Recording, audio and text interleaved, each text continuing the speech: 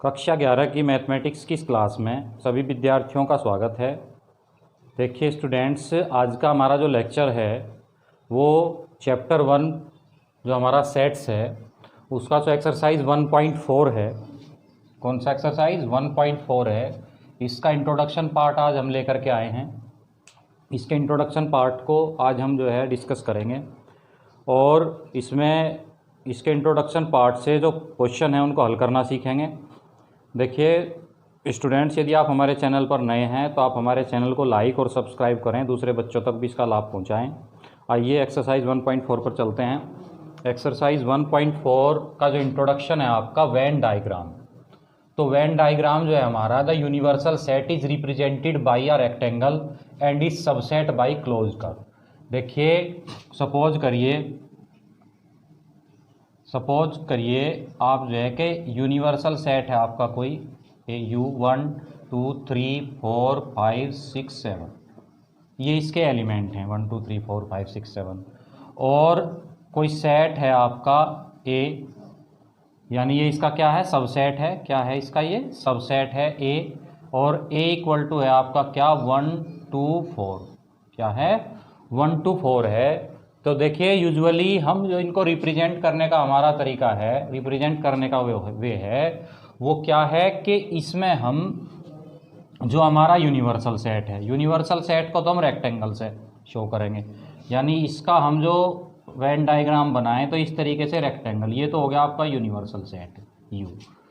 और इसका जो सबसेट है A, क्या है, इसका एक सबसेट है। चूंकि A के जो एलिमेंट है 1 2 4 इसमें है, तो यहाँ 1 2 3 4 5 6 7 1 2 3 4 5 6 7। देखिए ये यूनिवर्सल सेट है, इसमें सभी एलिमेंट है। लेकिन A क्या है, 1 2 4, तो A जो है इसका क्या है, सबसेट है। और 1 2 4 को जो है हम शो करेंगे किस प्रकार, इस प्रकार। यहाँ ये आपका क्या हो गया, A हो गया। A क्या है, इसका यूनिवर्सल सेट का सबसेट है। तो जो रेक्टेंगल है, रेक्टेंगल को हम रिप्रेजेंट कर रहे हैं यूनिवर्सल सेट से, यानी यूनिवर्सल सेट को रिप्रेजेंट कर रहे हैं रेक्टेंगल से। और ये जो आपका सबसेट है, इसका जो सबसेट है उसको हम किससे रिप्रेजेंट कर रहे हैं, सर्कल से भी कह सकते हैं आप, या क्लोज कर्व से कह सकते हैं। क्लोज कर्व या सर्कल भी कह सकते हैं, ठीक है ना।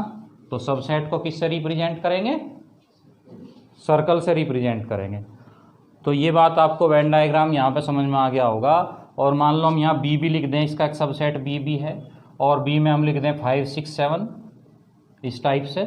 तो एक जो आपका सबसेट है वो ये हो जाएगा 5 6 7, और इसको क्या लिख देंगे, B लिख देंगे। क्या लिख देंगे, B लिख देंगे। तो ये तो आपका वेन डायग्राम हो गया। और A यूनियन B जो है हमारा, यानी A यूनियन B का जो वेन डायग्राम है, तो वेन डायग्राम कैसे बनाएंगे, ये हमारा क्या हो गया, यूनिवर्सल सेट। क्या हो गया, यूनिवर्सल सेट।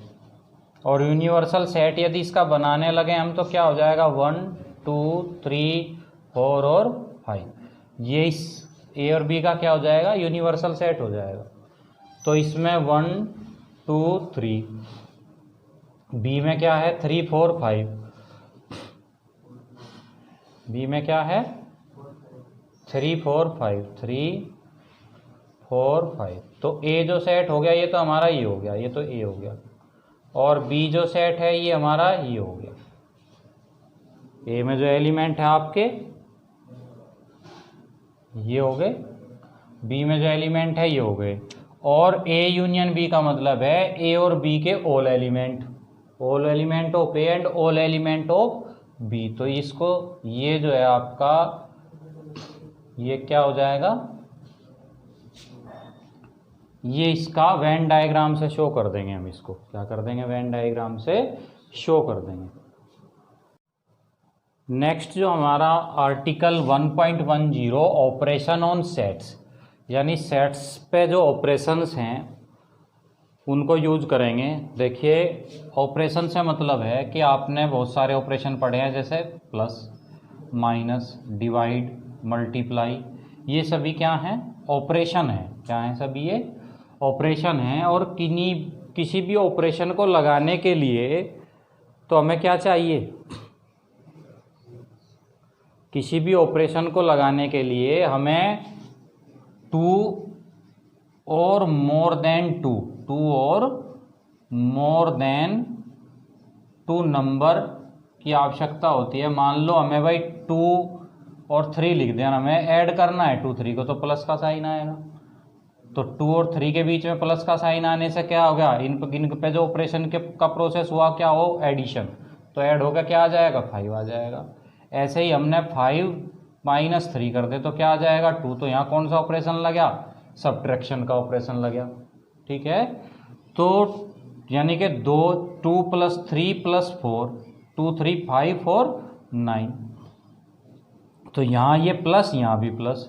तो कहने का मतलब ये है कि 2 और मोर देन 2 नंबर्स को लेकर के हम क्या करते हैं, ऑपरेशन लगाते हैं, चाहे वो डिवाइड करना हो हमें, चाहे क्या करना हो, मल्टीप्लाई करना हो, चाहे सब्ट्रैक्शन करना हो, चाहे डिवाइड करना हो। ऐसे ही हमें जब हम सेट्स में ऑपरेशन लगाएंगे तो हमें कितने वो चाहिएंगे, सेट्स, 2 और मोर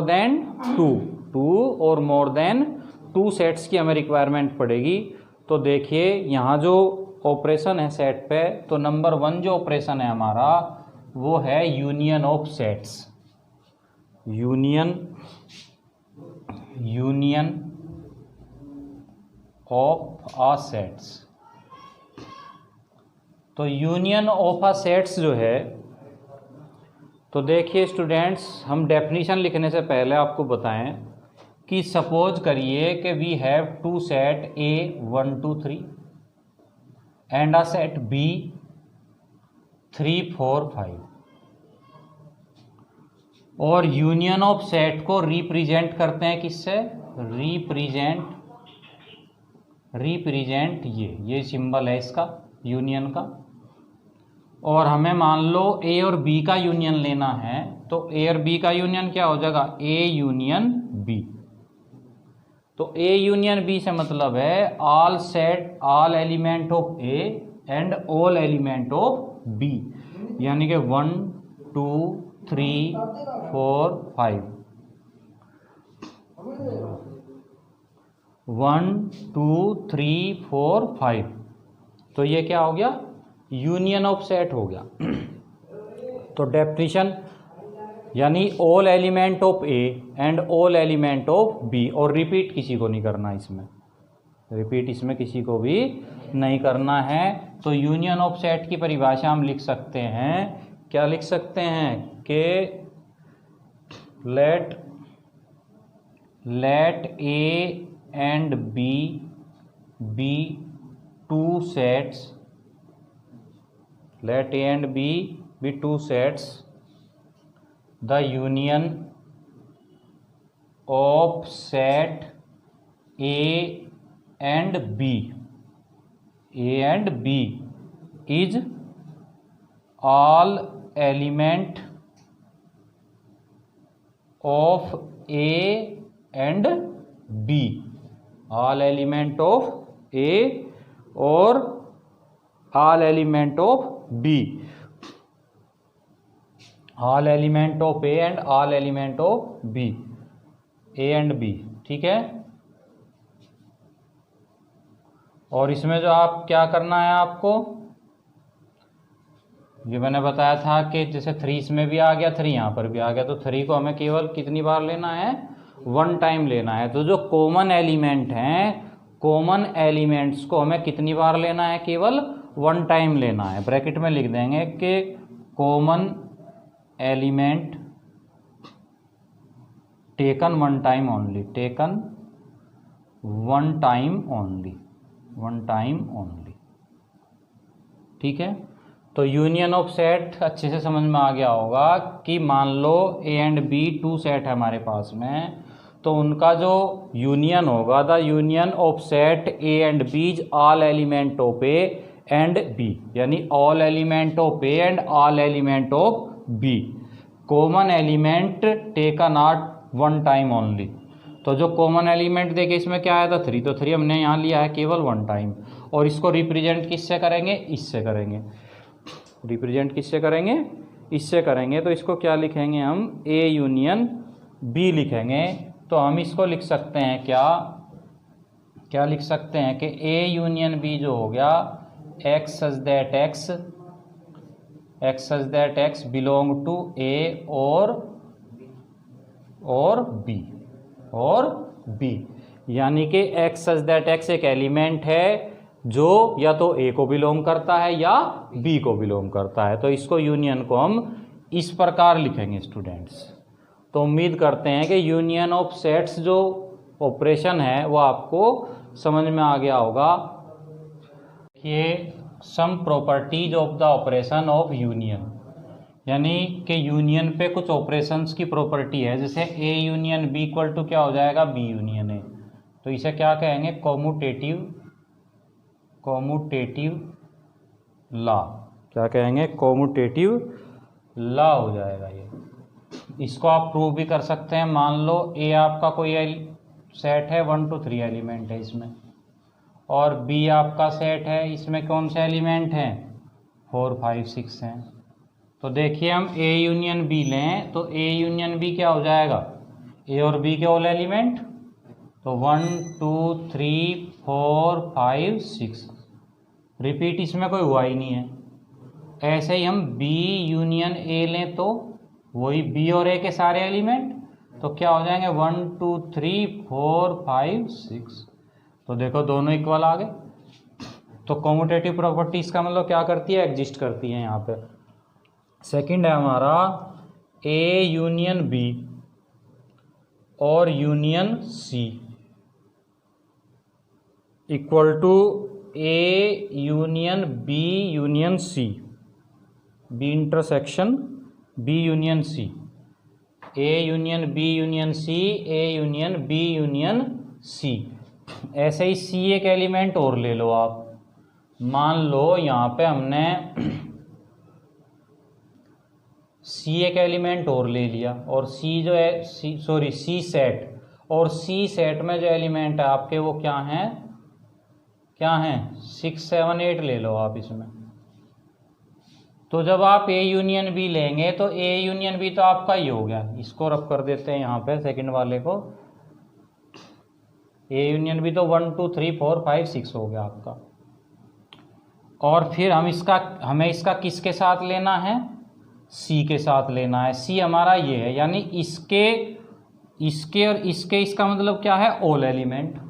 इसके और इसके बीच में क्या है, यूनियन।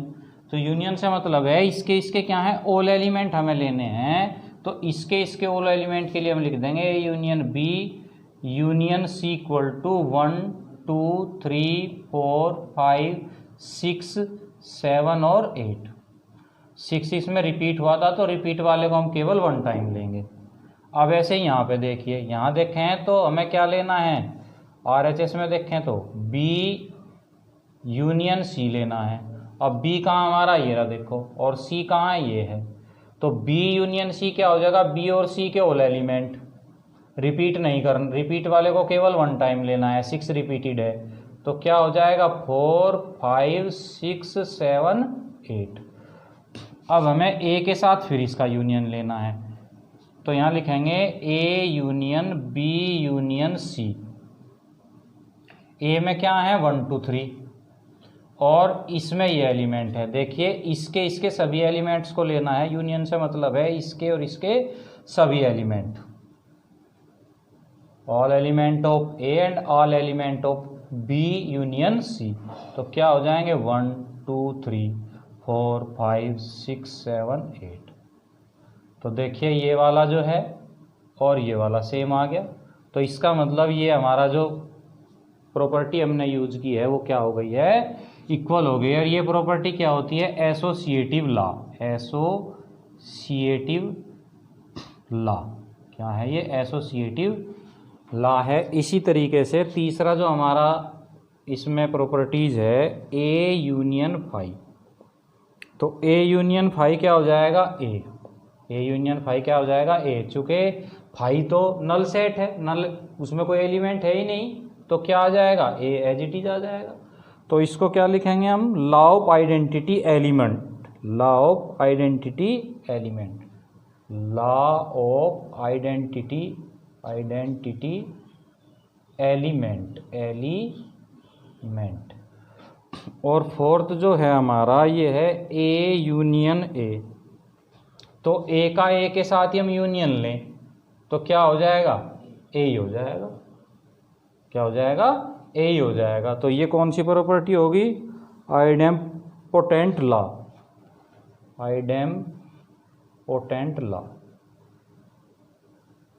और फिफ्थ है हमारा इसमें यूनिवर्सल सेट यूनियन ए। ये यूनिवर्सल सेट है स्टूडेंट्स और ये यूनियन है। और क्या है, ए, यानी यूनिवर्सल सेट का हमने ए के साथ यदि यूनियन लें तो क्या आ जाएगा, यूनिवर्सल सेट ही आएगा। क्या आएगा, यूनिवर्सल सेट ही आएगा। तो लॉ ऑफ क्या हो गया, लॉ ऑफ यूनिवर्सल सेट हो जाएगा ये। नेक्स्ट है हमारा इंटरसेक्शन ऑफ सेट्स का जो इंटरसेक्शन है इसको हम रिप्रेजेंट करते हैं। ये जो यू है आपका, इसको उल्टा कर देते हैं। ये इंटरसेक्शन का सिंबल है। सपोज करिए let we have two sets A equal to 1 2 3 4 5 6 7 8 9 and a set B 6 7 8। और यदि हमें इसका इंटरसेक्शन लेना है तो ए इंटरसेक्शन जो बी हो जाएगा, ए इंटरसेक्शन बी से मतलब है कि common element of A and B, common element of A and B, यानी ए और बी के हमें कॉमन एलिमेंट को लेना है। तो कॉमन एलिमेंट क्या है, 6 देखो इसमें भी है, इसमें भी है, 6 आ गया। 7 देखो इसमें भी है, इसमें भी है, 7 आ गया। 8 देखो इसमें भी है, इसमें भी है, 8 आ गया। तो कॉमन एलिमेंट क्या हो गए, 6 7 8। तो इंटरसेक्शन से मतलब है कि if we have two set A and B then A intersection of B is A intersection B is all common element of set A and B, all common element of set A and B is called intersection of A and B। तो इसकी definition आप लिख सकते हैं, definition इस प्रकार बना सकते हैं कि let the two sets B A and B और the intersection of two sets A and B is all common element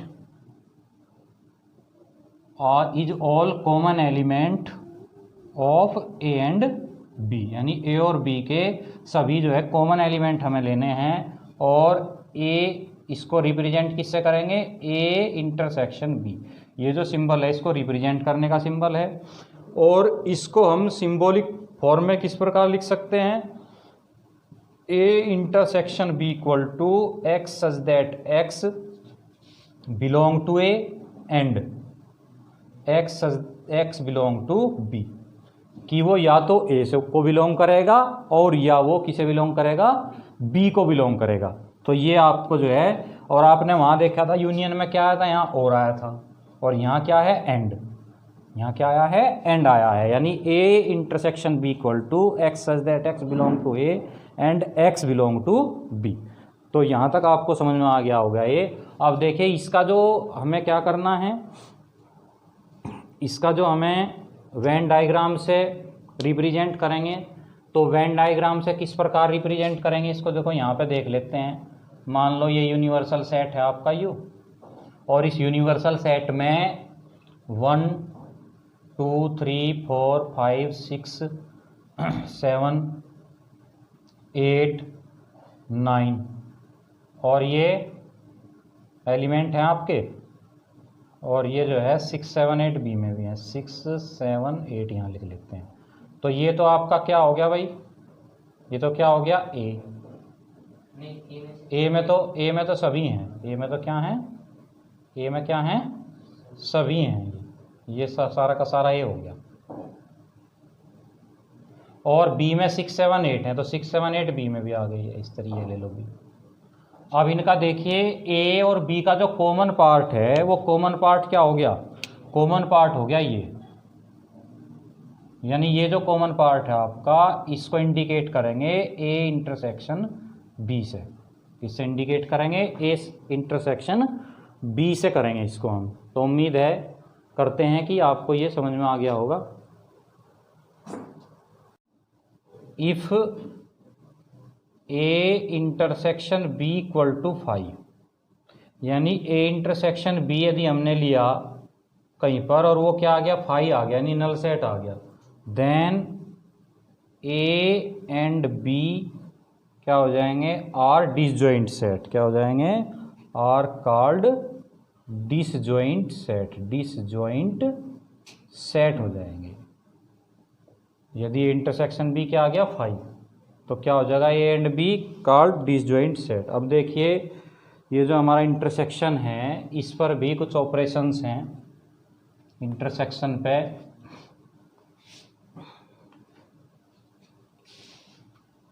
कर दिया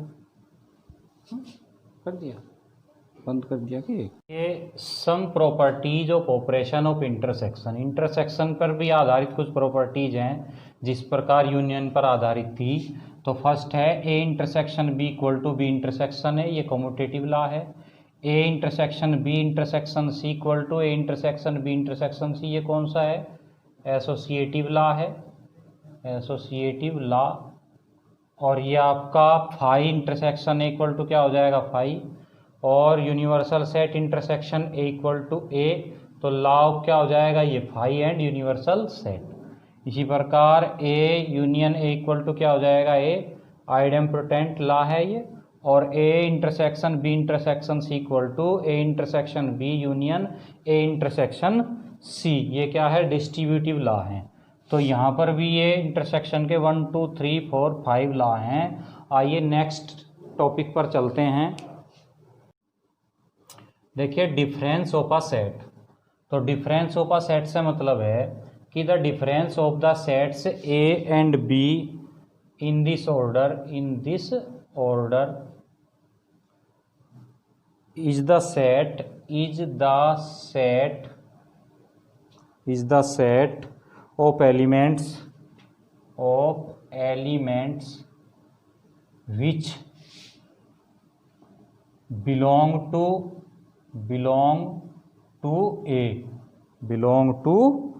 A but not to B, यानी A को तो बिलोंग करेगा B को बिलोंग नहीं करेगा। और इसको हम कैसे शो करते हैं, A माइनस बी, ये सिंबल है इसका। सपोज करिए कि आपके पास ए कोई सेट है और 1 2 3 4 5 इसमें एलिमेंट हैं, और बी आपके पास कोई सेट है और इसमें जो एलिमेंट है आपके क्या हैं, 5 एलिमेंट है बी में। तो यदि हमें ए डिफरेंस निकालना हो इनका, यानी ए माइनस बी निकालना हो, तो ए माइनस बी बराबर क्या हो जाएगा, यानी कि belong to A but not to B, यानी कि बी के जो एलिमेंट इसमें उनके क्या कर देंगे, रिमूव कर देंगे। तो बी में क्या आया 5 आया, तो 5 यहाँ से क्या हो जाएगा, रिमूव हो जाएगा। तो क्या बचेगा 1 2 3 4। तो ये जो सेट आया बन के आपका, ये सेट क्या है आपका, डिफरेंस है। क्या है, difference of a set A minus B है। और इसको यदि हम रिप्रेजेंट करने लगें किससे रिप्रेजेंट करने लगे, वेन डायग्राम बनाने लगे इसका, तो वेन डायग्राम इसका इस प्रकार हो जाएगा। देखिए मान लो ये आपका यूनिवर्सल सेट है और इसमें एक ही एलिमेंट है ए और ये क्या है बी, यानी 1 2 3 4 5 और ये 5 है बस इसमें बी में, तो 1 2 3 4 5 ठीक है। और ये 20 यहाँ पर आया हुआ है इसमें। तो आपने क्या लेना है, a माइनस बी लेना है। क्या लेना है, a माइनस बी लेना है। तो a माइनस बी को किस प्रकार रिप्रेजेंट करेंगे हम, a माइनस बी को रिप्रेजेंट करेंगे कि a का जो पार्ट है उसमें से क्या करेंगे, b के पार्ट को रिमूव कर देंगे। तो b का जो पार्ट a में है वो क्या है, ये पार्ट है, देखो ये, तो इसे रिमूव करना, इसे हटा देंगे। तो क्या रिमेनिंग पार्ट होगा, ये वाला क्या होगा ये, तो इसको हम क्या इंडिकेट करेंगे, ए माइनस बी, क्या इंडिकेट करेंगे, ए माइनस बी। देखिए ये जो इंट्रोडक्शन पार्ट था इस एक्सरसाइज 1.4 का अच्छे से सभी को समझ में आ गया होगा। नेक्स्ट वीडियो में हम जो है इसका एक्सरसाइज 1.4 का सॉल्यूशन करेंगे। और इससे पहले देखिए इस 1.3 या 1.2 या 1.4 को पढ़ने से पहले आप स्टार्टिंग में जो एक्सरसाइज सेट्स हमने जब स्टार्टिंग किया था वहाँ से एक्सरसाइज 1 से ही, चैप्टर 1 से ही आप स्टार्टिंग करते हुए पढ़ें, तभी अच्छे से ये जो वीडियो है आपको सिस्टम बाय सिस्टमेटिकली जो है वो अच्छे से समझ में आएंगी।